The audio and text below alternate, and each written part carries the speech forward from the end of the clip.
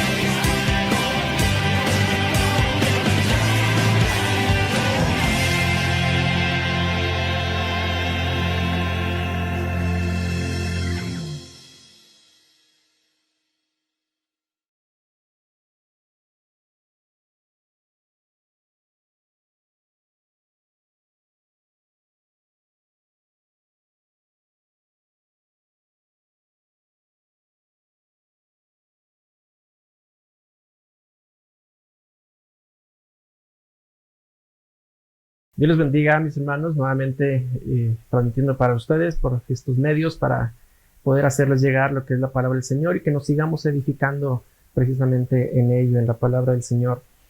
Quiero invitarles sin más a entrar directamente al tema del día de hoy. Para ello les invito a que tengamos abierto la Biblia en el segundo libro de las Crónicas, en el capítulo número 32, el versículo número 1 en adelante hasta el versículo 23 es el pasaje pasaje bíblico base del cual vamos a estar platicando, y lo mantenga abierto. Voy a hacer algunas lecturas de lo más relevante para ir conociendo los puntos de esto, y lo demás lo voy comentando aquí con ustedes. Y pues bueno, pues antes de comenzar con ello, quisiera que me acompañe en una oración y pedirle al Señor que sea quien nos hable, que Él hable a nuestro corazón, que Él hable a nuestras vidas, y que esto sea para crecimiento, edificación en nuestras vidas, y glorifique al Señor. Oramos al Señor. Bendito Dios, glorificamos tu nombre y te damos gracias porque concedes que por esta forma, Señor, llegue la palabra a nuestras vidas, Señor, y por ello pedimos que sea tu Espíritu Santo que nos hable, que nos enseñe. Oh Dios, que nuestros corazones estén receptivos a tu voz, que seamos sensibles a tu voz y podamos discernir tu voz en medio del mensaje. Lo que tú hablas a cada uno de nosotros, Señor, sea confirmando tu espíritu en nuestro interior. Bendito Dios, y también, Señor, aquella persona que tal vez por primera vez está escuchando mensajes como estos por esta transmisión, trata con él, trata con ella, Señor, y sea tu espíritu ministrándole ahí en su hogar o donde quiera que nos esté escuchando. En el nombre de Jesús lo pedimos todo y te damos gracias. Amén. Amén. Y le decía, el pasaje base está en el segundo libro de Crónicas, en el capítulo número 32, versículo 1 en adelante. Para hacerle un poquito de contexto, trata de una de las escenas más importantes en el reinado de Ezequías, un tiempo en el cual su fe fue puesta a prueba por medio de una amenaza inminente que venía en su contra con la intención de conquistar su tierra. Es decir, un pueblo enemigo encabezado por el rey Sennacherib. Nos dice la palabra de Dios que ya había conquistado una parte de Judá, ya había sitiado a Samaria, y ahora al llegar hasta donde estaba el rey Ezequías, pues bueno, se desarrollan una serie de eventos y circunstancias que son de mucha enseñanza para nosotros. Y para esto quiero introducirle de esta manera el tema.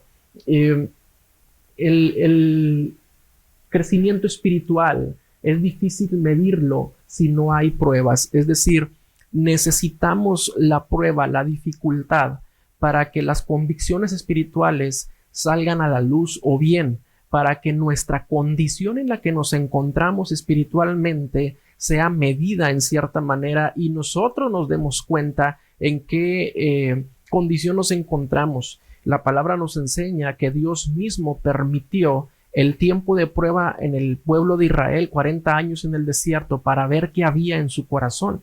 Y vemos que incluso el Nuevo Testamento hace referencia a los pecados que salieron a la luz en el tiempo de prueba, en el tiempo del desierto.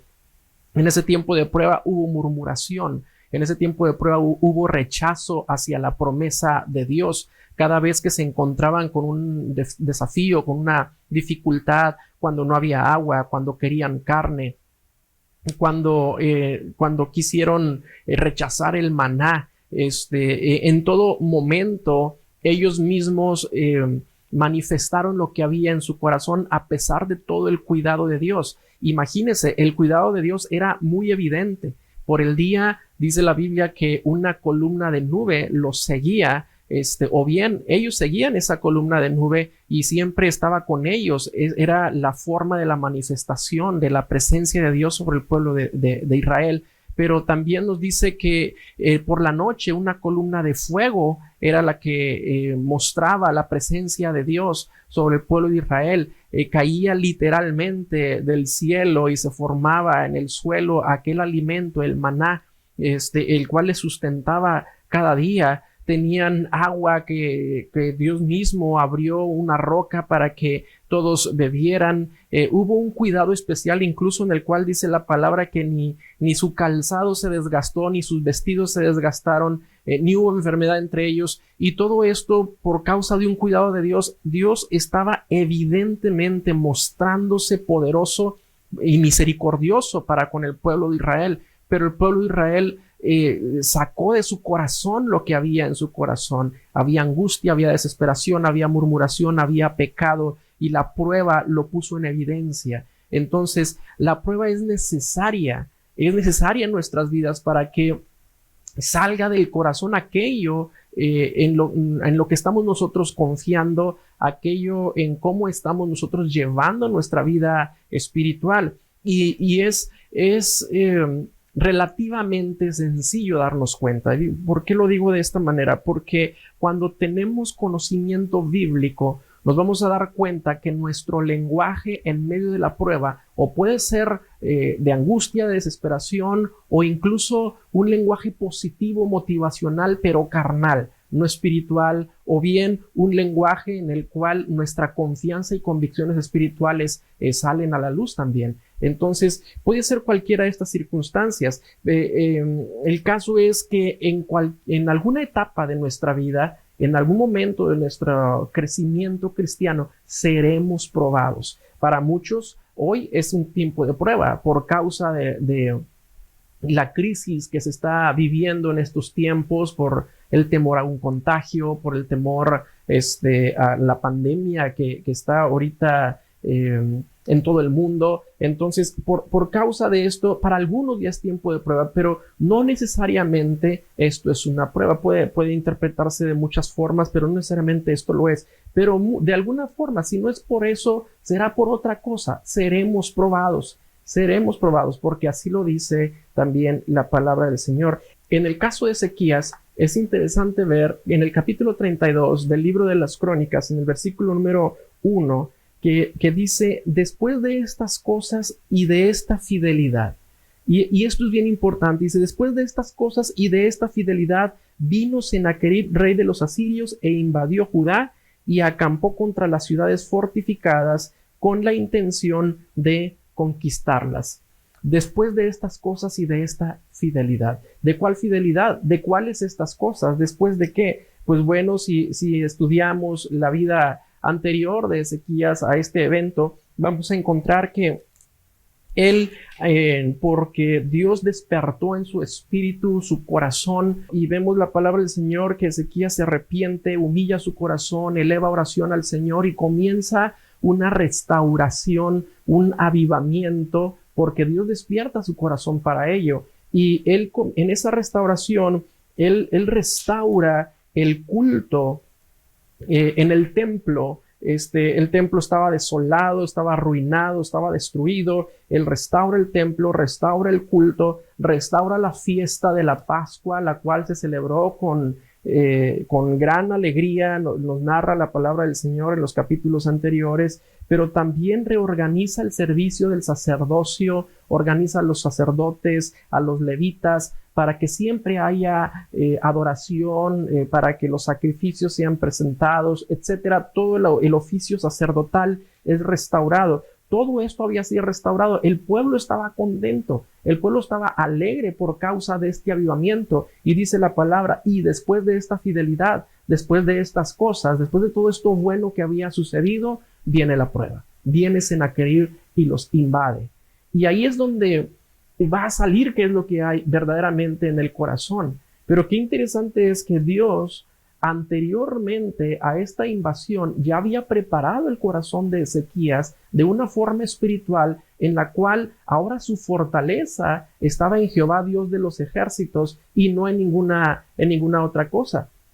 Y la misma narración de la historia nos lo va diciendo. Este relato bíblico nos dice cómo la grande fidelidad de Dios, su gracia para con el pueblo de Israel y con Ezequías, con el pueblo de Judá y con Ezequías, les libró de esta dificultad, incluso de tal manera en la que ni siquiera tuvieron que tener una guerra cuerpo a cuerpo, una pelea, sino que Dios los libró de forma portentosa, de manera milagrosa.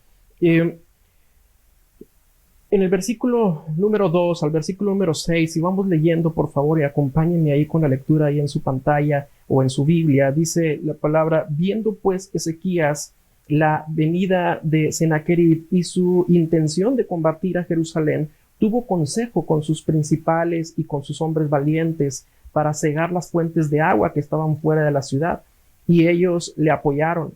Entonces se reunió mucho pueblo y cegaron todas las fuentes y el arroyo que corría a través del territorio, diciendo: ¿por qué han de hallar los reyes de Asiria muchas aguas cuando vengan? Después, con ánimo resuelto, edificó Ezequías todos los muros caídos e hizo alzar las torres. Y otro muro por fuera fortificó además a Milo en la ciudad de David, y también hizo muchas espadas y escudos, y puso capitanes de guerra sobre el pueblo, y los hizo reunir en la plaza de la puerta de la ciudad, y habló al corazón de ellos, diciendo: esforzaos y animaos, no temáis ni tengáis miedo del rey de Asiria, ni de toda la multitud que con él viene, porque más hay con vosotros que con él.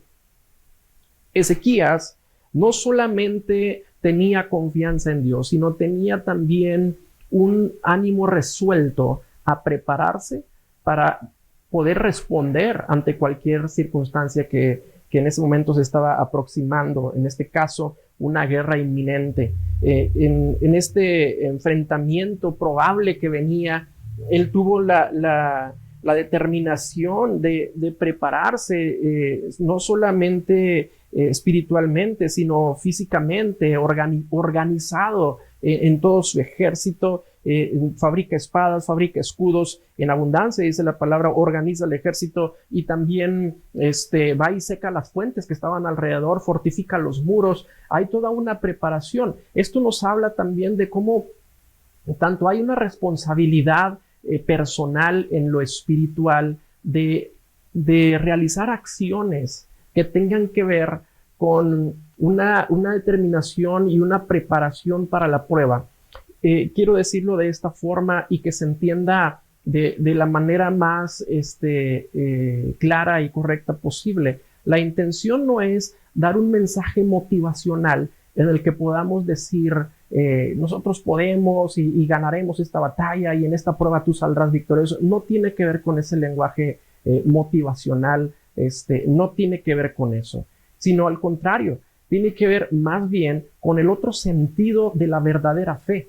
El hecho de prepararse en el Señor, no porque yo pueda contra algo, sino por todo lo contrario, porque lo que viene está fuera de mis posibilidades, y rindiéndome ante Dios es la forma en la que yo puedo tener fortaleza espiritual para entonces confrontar las situaciones que pudieran presentarse en nuestra vida. En este caso, Ezequías tiene ambas cosas. Espiritualmente ya tenía una preparación previa, ya había restaurado el culto, ya había restaurado el oficio sacerdotal, ya había restaurado las fiestas de la Pascua, es decir, todo aquello que rendía adoración a Dios ya tenía su lugar. Y esa es la verdadera fortaleza del creyente. Esa es la verdadera fortaleza. Ese es el respaldo que él podía tener, no el hecho de que en un momento hubo una palabra oportuna, sino el hecho de que había un antecedente. Todo el tiempo anterior, él tuvo dedicación a buscar el rostro de Dios, tuvo un corazón inclinado hacia los designios del Señor. Él estuvo buscando su presencia y guiando y dirigiendo a todo el pueblo hacia Dios mismo, hacia una comunión con Dios. Toda la gente celebró la Pascua con grande alegría. Toda la gente estaba contenta. Incluso dice la palabra que comenzaron a derribar en todos los lugares altos toda la idolatría que existía en aquel tiempo, porque el pueblo había vuelto su corazón a Jehová. La preparación de Ezequías no estuvo en tener un ejército organizado, que ni siquiera usó en este caso, sino que vemos más bien que la preparación de Ezequías estuvo en que tuvo la correcta comunión con Dios cuando leyó el libro de la palabra, que le cambió toda la condición espiritual que él tenía. Es decir, ese libro despertó su espíritu hacia Dios mismo. Ese libro tocó su corazón tan profundamente que lo llevó a una verdadera comunión con el Señor y llevó a todo el pueblo a un avivamiento. La preparación no está necesariamente en que reaccionemos en el momento de las circunstancias, sino está en cuánto tiempo antes tú has estado en verdadera comunión con el Señor, en cuánto tiempo antes tú has tenido esa relación íntima y preciosa con Dios, en la cual escudriñamos su palabra, buscamos su rostro en oración y obedecemos a sus principios. Es decir, no se trata solamente, como decía, de ser reactivos, sino de ser proactivos en el sentido de buscar y buscar y buscar el rostro de nuestro Señor Jesucristo y buscarle en su palabra. La misma palabra, el relato de este caso de Ezequías y el rey Sennacherib, pues nos dice, la Biblia lo narra en diferentes pasajes. También encontramos que en el libro de Isaías, en el capítulo 36, viene la misma narración, y en el segundo libro de Reyes, capítulo 18, viene la misma narración. Unos dan unos datos importantes que otros no lo dan en estos pasajes. Y vaya, lo digo para que usted más detenidamente en su casa lo pueda leer tranquilamente. Y vemos entonces que Ezequías, con suficiente tiempo de anticipación, en un tiempo muy oportuno, tenía un corazón ya preparado, porque Dios había despertado ese corazón para que le buscara. Pero cuando Ezequías habla al corazón del pueblo, no les habla no con un lenguaje motivacional, sino con una convicción espiritual. Y esto es crucial en este caso, y es crucial y puede serlo en tu vida espiritual, en tu vida personal, cuando una circunstancia así se presenta. ¿Cuál es la convicción espiritual que tienes? Porque la reacción de muchos es buscar el versículo que mejor acomode para que cambie el estado de ánimo. Es decir, se sienten afligidos, pues buscan un versículo en el que les haga pensar que todo va a estar bien. Pero si el corazón está lejos de Dios, por más versículos y actitud positiva que tú puedas tener, tu convicción es débil. Es decir, ¿en qué radica tu fortaleza? ¿En qué radica tu convicción? ¿En qué radica el hecho de que puedas decir yo voy a enfrentar tal o cual cosa si no has estado con Dios? Si no has tenido comunión con Él. ¿De dónde viene la fortaleza del creyente?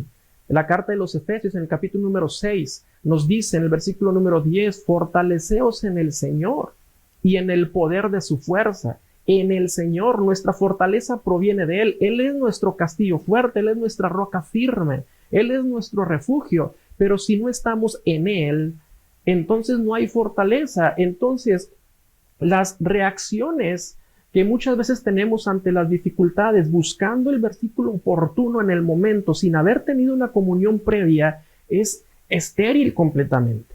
Es estéril, es decir, es infructuoso, no te va a traer un resultado mágico en el momento, a menos que por gracia, por misericordia del Señor, Él nos lleve a un verdadero arrepentimiento, una verdadera humillación. Y si el Señor quiere, puede hacer que la dificultad pase, es decir, que haya una victoria contundente. Pero también, si el Señor quiere, nosotros vamos a padecer en el momento por causa de la prueba y de la dificultad, para que aprendamos tantas cosas que el Señor nos quiere enseñar, y tal vez una de ellas sea a rendirnos delante de Él. Dios quiere que nosotros tengamos victoria, es una realidad, pero también el Señor quiere que aprendamos a través de la prueba. Porque la palabra misma nos enseña que el Señor disciplina a todo aquel que toma por hijo, porque es la manera también de manifestar su amor, porque el Padre que ama disciplina a sus hijos, lo dice la palabra del Señor. El Señor mismo podrá disciplinar a su pueblo si Él así lo quiere, y Él podrá hacernos pasar por prueba si Él así lo quiere, y si Él quiere así glorificar su nombre, pues que en nosotros sea hallada la fortaleza suficiente para ello. Porque decíamos, invariablemente en algún momento nosotros recibiremos alguna prueba, alguna dificultad en algún momento de nuestra vida. El Salmo número 31, versículo 24 nos dice la palabra: esforzaos todos vosotros los que esperáis en Jehová, y tome aliento vuestro corazón. El esfuerzo está dirigido hacia las personas, dice, a los que esperan en Jehová, es decir, aquel que ni siquiera tiene comunión con Dios, su esfuerzo es vano. Su esfuerzo es vano. Lo dice también la palabra del Señor. Si no es Dios quien edifica la casa, en vano se trabaja para edificarla. Si no es Él el fundamento, si no es Él el cimiento, el trabajo se vuelve vano, se vuelve estéril. Es infructuoso el querer cambiar las circunstancias de nuestra vida con solamente conductas morales, con conductas correctas. Necesitamos principios espirituales que transformen desde el interior nuestros corazones para que entonces la verdadera restauración y la verdadera fortaleza sea una experiencia de vida en cada uno de nosotros. Es una verdadera necesidad que conozcamos al verdadero Dios de la Biblia, no al Dios que nos imaginamos en nuestras mentes, al que concebimos o al Dios que nosotros queremos o idealizamos como nosotros queremos que sea.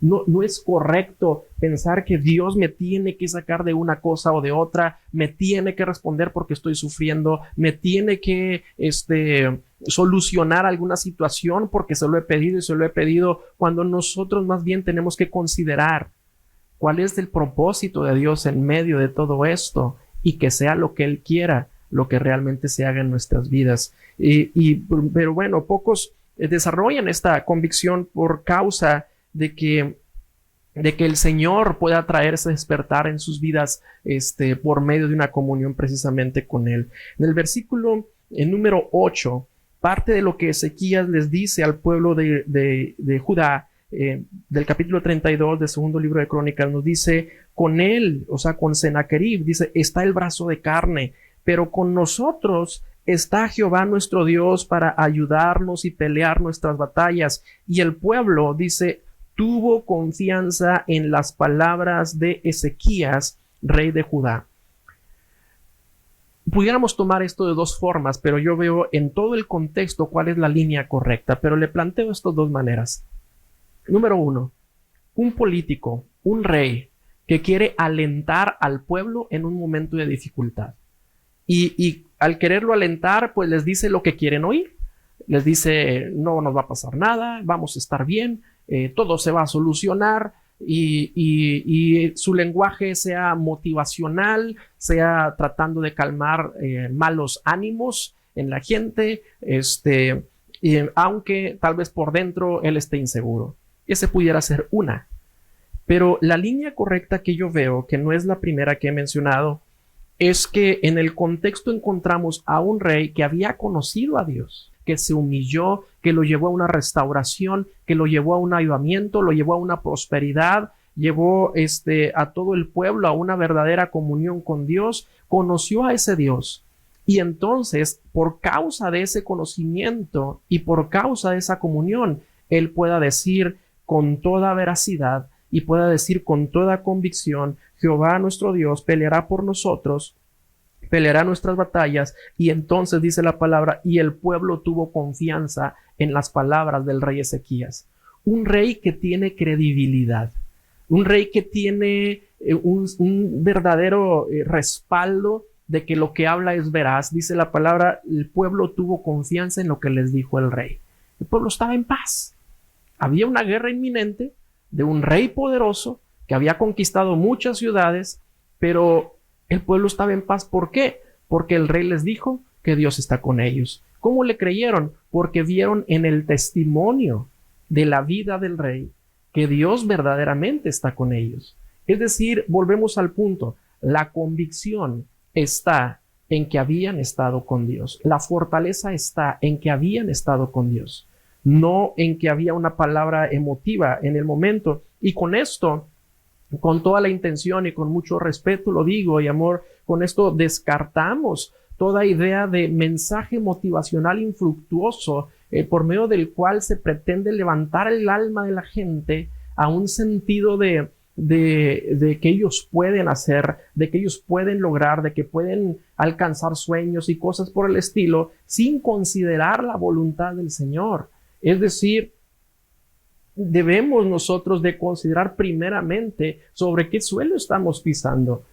Si toda tu vida cristiana o no está siendo formada por tus capacidades o por el aliento que otros te pueden dar por medio de mensajes positivos y motivacionales, pero no tienes una vida espiritual de haber conocido al Rey de Reyes, todo lo demás motivacional solamente tendrá un efecto momentáneo, solamente tendrá un efecto en el cual tu alma se podrá sentir bien mientras escucha esas palabras, pero cuando venga la prueba, eso no te sostendrá ni un momento.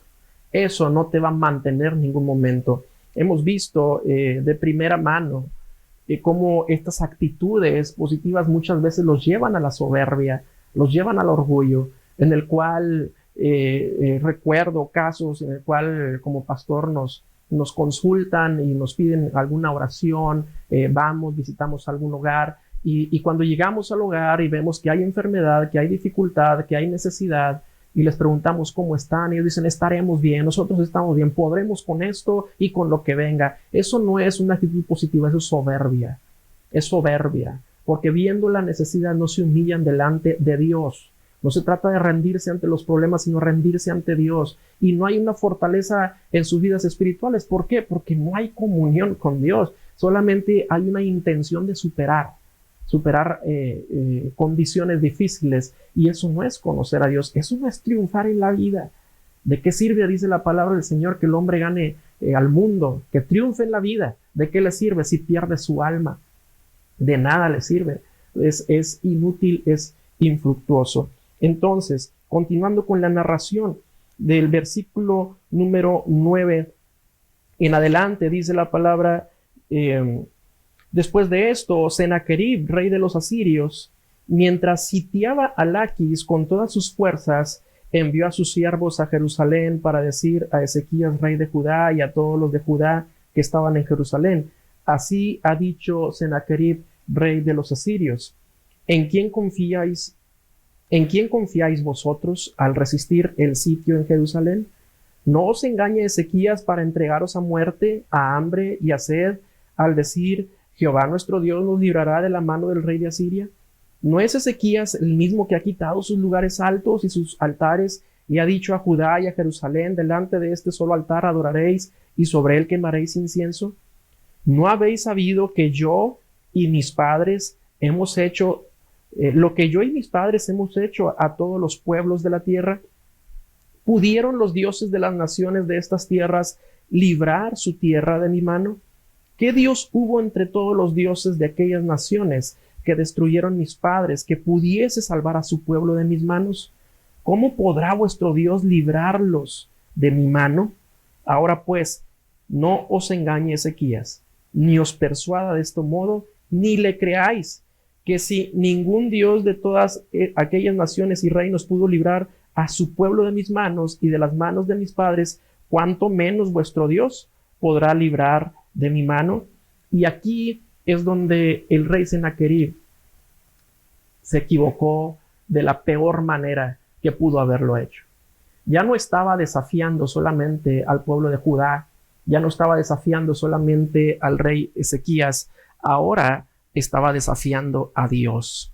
Y ahí es donde su lengua ya llegó demasiado lejos, al grado de blasfemar en contra de Dios y compararlo con los dioses de la tierra. Y en su soberbia, él decía, pues yo he conquistado todos los pueblos. Y esos pueblos tenían sus propios dioses. Y sus dioses nunca los pudieron librar. Entonces, ¿por qué piensan ustedes que tu Dios te va a librar de mi mano?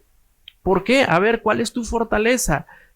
El rey Sennacherib no podía entender que ellos podrían tener una fortaleza que no estaba basada en lo organizado de su ejército, en su estrategia militar, no estaba basada en las alianzas políticas que pudieran tener con algunos otros pueblos. No, su confianza no estaba en eso, pero Sennacherib no lo podía entender y abre su boca contra Dios. Abre su boca contra Dios, y es justamente en este punto donde uno puede entender y aprender la justa apelación delante de Dios para que Él responda en medio de una prueba, cuando el nombre de Dios es vituperado. Es decir, el decirle a Dios, Señor, respóndeme, no porque yo esté sufriendo, Señor, danos la victoria no porque yo la quiera, porque yo la necesite, sino porque han hablado en contra de tu nombre, porque han hablado en contra de ti. Sal a defender tu nombre. Sal tú, Señor, a defender tu causa, y es ahí donde podemos decir, esa es una apelación justa a Dios, una apelación justa, una petición justa. No se trata de mí, Señor, se trata de ti. No se trata de que yo quiero que estén las cosas mejor, sino se trata de que te están blasfemando. Responde tú, Señor, por causa y por amor a tu nombre. El rey Sennacherib empieza a equivocarse y las amenazas suben de tono, lanza blasfemias contra Dios. Ahí es donde comete su más grave error y compara a Jehová, Dios de los ejércitos, con los dioses de los demás pueblos. Pero la palabra nos dice que ¿a qué haremos semejante al Señor? ¿A qué le podemos hacer semejante? ¿Con qué imagen le podemos componer para decir esto es nuestro Dios? ¿Con qué le compararemos? El libro de Isaías en el capítulo 40, versículo 18 al 26 nos dice la palabra: ¿a qué pues haréis semejante a Dios? ¿A qué imagen le compondréis? El artífice prepara la imagen de talla, el platero le extiende el oro, le funde cadenas de plata, el pobre escoge para ofrecerle madera que no se apolille, busca un maestro sabio que le haga una imagen de talla que no se mueva. ¿No sabéis? ¿No habéis oído? ¿Nunca os lo han dicho desde el principio? ¿No habéis sido enseñados desde que la tierra se fundó, que Él está sentado sobre el círculo de la tierra, cuyos moradores son como langostas? Él extiende los cielos como una cortina, los despliega como una tienda para morar. Él convierte en nada a los poderosos, y a los que gobiernan la tierra hace como cosa vana, como si nunca hubieran sido plantados, como si nunca hubieran sido sembrados, como si nunca su tronco hubiera tenido raíz en la tierra. Tan pronto como sopla en ellos, se secan, y el torbellino los lleva como hojarasca. ¿A qué pues me haréis semejante o me compararéis? Dice el Santo. Levantad en alto vuestros ojos y mirad quién creó estas cosas. Él saca y cuenta su ejército, a todas llama por sus nombres, y ninguna faltará. Tal es la grandeza de su fuerza y el poder de su dominio. ¿A qué le haremos semejante? Dios tan grande, tan poderoso, creó los cielos, el universo y la tierra, y un hombre en la tierra se atreve a compararlo con otros dioses y a decir: tu Dios no puede conmigo, tu Dios no podrá contra lo que yo voy a hacerte. Cuando Sennacherib levanta su voz contra Dios, es cuando entonces el Señor interviene. El Señor interviene. Hay una apelación justa delante de Dios. La Biblia nos narra en el libro de Isaías, en el segundo libro de Reyes, en esta misma historia, que Ezequías manda mensajeros al profeta Isaías y se humillan delante de Dios y piden al Señor su intervención, y el Señor responde, por medio del profeta diciéndoles: Sennacherib ni siquiera va a entrar a la ciudad. Yo voy a hacer que él huya, que escuche un rumor y que huya, y él va a ser derrotado. Y dice con mucho detalle cómo iba a ser derrotado, y así sucedió al pie de la letra de todo lo que Dios había dicho. Algo importante que debemos entender en este principio, y entiendo y lo digo con mucho amor, que yo sé que la guerra espiritual o la doctrina tal tiene su lugar en su momento, pero en este caso muchos han llegado al orgullo, en el sentido de que creyendo que porque hacen decretos y declaraciones y cosas como ellas pueden entonces cambiar las circunstancias. Las circunstancias cambiaron en el caso de Ezequías por medio de la humillación y del reconocimiento de que solamente Dios podía hacer algo, no de que el hombre con estrategias propias, que a veces hasta son inventadas de su propio corazón, y las espiritualizan pensando que porque tuvieron una idea que pareciera una estrategia que les puede sacar de esa condición, y le atribuyen a eso cierto poder de misticismo para que cambie las cosas en lo espiritual. Tenga mucho cuidado con esto. El Señor cambia las circunstancias por las causas justas, y cuando se apela a su nombre por causa de lo que se dijo en su contra, y Él sale a defender su propio nombre, el testimonio por amor a su nombre. La palabra así nos lo dice. En el cristianismo es común el término de guerra espiritual. No digo que no exista como tal, hay muchos pasajes bíblicos que nos muestran que sí lo hay. A lo que yo voy es que al exceso o al abuso de esos términos y a la tergiversación del contenido bíblico para darle poder al hombre, es en lo que nos estamos equivocando. Es decir, es cierto que el Señor ha derrotado a Satanás, es cierto que el Señor dijo, vayan en mi nombre y echen fuera demonios. Yo todo eso lo creo y lo sé y lo he visto y lo hemos visto en el ministerio, etcétera. Pero lo que voy es que esa no es necesariamente la forma de reacción que Dios espera en un momento de prueba. No que nos pongamos a reprender espíritus y demonios por todas partes, sino que nos humillemos delante de aquel que puede reprender al enemigo, que nos humillemos delante de aquel que puede hacer que verdaderamente cambien las circunstancias, porque mucha gente muchas veces con esta práctica de hacer reprensión de demonios y todo ello, muchas veces lo hacen sin tener una vida de respaldo espiritual que sea su base y su fortaleza. Lo hacen más casi como por una superstición o casi como creyendo en un poder de misticismo, más que en el poder del Espíritu Santo, de su palabra, del poder transformador de Dios en el corazón de la gente. Entendamos una cosa: en muchos de los casos ni siquiera nosotros tenemos que hacer alguna acción, sino que simplemente tenemos que reconocer a aquel que sí puede hacerlo, que es a nuestro Señor Jesucristo, a nuestro Dios, Jehová Dios de los ejércitos. En este caso, en esta batalla de Sennacherib, vemos en la palabra que Sennacherib escucha un rumor de una guerra que venía contra él. Él se aleja de Judá y va y hace guerra en otra parte, y después, cuando sigue enviando amenazas, envía una carta incluso de amenazas en contra del pueblo de Judá. Nos dice también la palabra del Señor que el ángel de Jehová sale y entonces mata a todos los capitanes y jefes y los hombres valientes del pueblo de Sennacherib, del ejército de Sennacherib.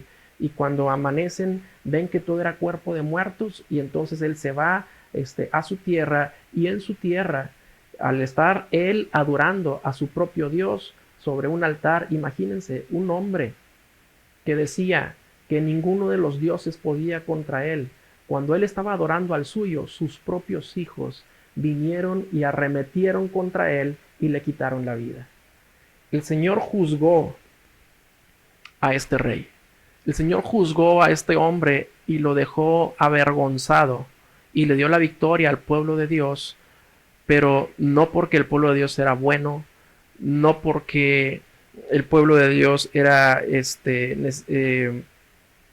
tenía cualidades dignas de ser defendidas, sino porque por amor al nombre de Dios, Dios mismo respondió, por amor a su nombre. Dice la palabra del Señor, para que entendamos ese punto, en el Salmo 79, en el versículo número 9, nos dice: ayúdanos, oh Dios de nuestra salvación. Pero vea el motivo: ayúdanos, oh Dios de nuestra salvación, por la gloria de tu nombre, y líbranos, y perdona nuestros pecados. Y otra vez, por amor de tu nombre. Esa es la apelación justa. Señor, ayúdame, pero no por mí, Señor. No hay nada digno en mí por lo cual yo sea merecedor de tu ayuda. Por la gloria de tu nombre, Señor, ayúdame.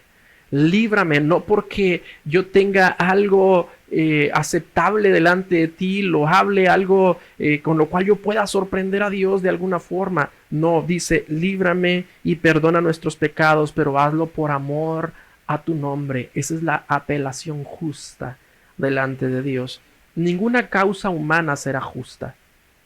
Ninguna causa que sale del corazón del hombre será justa, pero cuando se trata del nombre de Dios, cuando se trata de la santidad de Dios, cuando se trata de la gloria de Dios, entonces es completamente distinto. Esa es la apelación justa en una oración en medio de una circunstancia.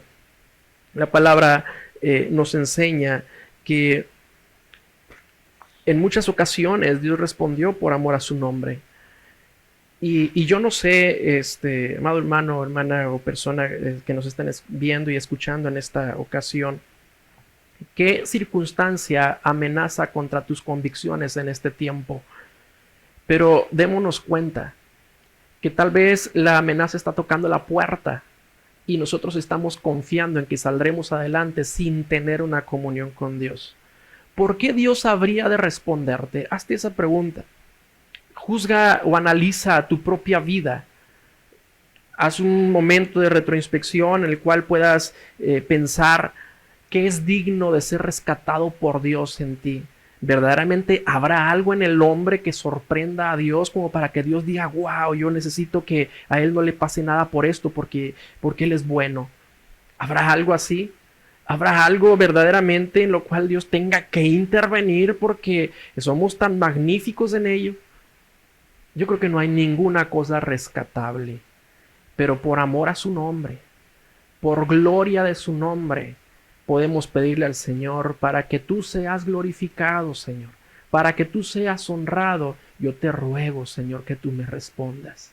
Yo te ruego que tú me respondas. Pero si no ha habido un tiempo de comunión con el Señor, yo te invito a que en este momento o lo refuerces o lo comiences. Comienza ese tiempo de comunión con Dios. Hemos hablado el domingo anterior de la restauración del altar. He sabido de varias familias que lo han iniciado de manera práctica en sus casas, pero ahora es el permanecer en una comunión, el buscarle en una constancia a nuestro Dios y que eso sea nuestra fortaleza en el momento de la dificultad. El hecho de que estamos en Cristo, no el hecho de que tenemos cualidades o fortalezas personales. Nada digno de ser rescatado hay en nosotros, sin embargo, por amor al nombre, por la gloria de Dios, nosotros hemos sido rescatados por la gracia, por aquel don inmerecido de Cristo en nosotros. Es que somos nosotros considerados delante del Padre. Ni tu oración es digna de ser escuchada, ni mi oración es digna de ser escuchada. Por eso oramos en el nombre de su Hijo, para que seamos escuchados, porque si vamos en nuestro nombre, no tenemos ninguna cualidad en nosotros para que Dios diga, aquí viene Raúl, déjamelo escucho. Él no me va a escuchar a mí, a menos que yo vaya en el nombre del justo, en el nombre del santo, en el nombre del Rey de Reyes, en el nombre de su Hijo, nuestro Señor Jesucristo. Yo te invito a que tengas comunión con Él.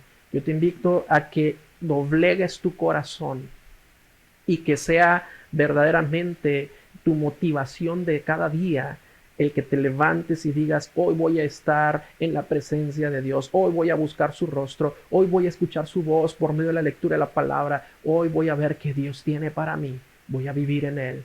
Te invito en el amor del Señor y que hagamos esta oración para terminar. Bendito Dios, tuya es la gloria, la honra, Señor, y el honor. Y te doy gracias por esta tu palabra.